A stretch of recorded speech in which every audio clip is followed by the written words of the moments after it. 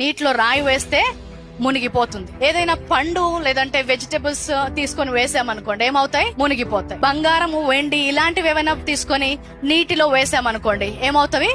మునిగిపోతాయి.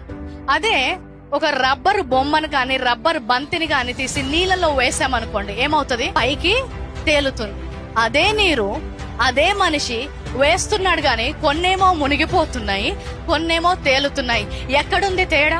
ఏ పదార్థముతో అవి చేయబడి ఉన్నావో దాని ప్రకారము అది మునుగాలో అది తేలాలో నిర్ణయించబడుతుంది, నీటిని బట్టి కాదు. 2 కొరింథీయులు 5వ అధ్యాయంలో ఏమంటారంటే, మీరు ఒక నూతన సృష్టి, అంటే పాత సృష్టి ఒక పదార్థముతో చేయబడింది, ఈ నూతనంగా జన్మించిన వారు ఒక నూతన సృష్టిగా మారారు. కాబట్టి మనం క్రైస్తవులుగా మారినప్పుడు మారేది మతము కాదు, మారేది పేరు కాదు, మారేది జన్మించిన దేశము కాదు, జన్మనిచ్చే తల్లులు కాదు. కానీ దేనితో సృష్టించబడ్డావో అది మారిపోయింది. భౌతికంగా క్షయ బీజంగా జన్మించావేమో, ఆత్మీయంగా అక్షయ బీజముతో జన్మించా. కాబట్టి విశ్వాసం ఉంచిన వారు, అవును ప్రభా, క్షయమైన బీజము కాదు గాని నేను అక్షయమైన బీజముతో జన్మించినాను, ఇతరులకు జరిగింది నాకు జరగడానికి వీల్లేదు.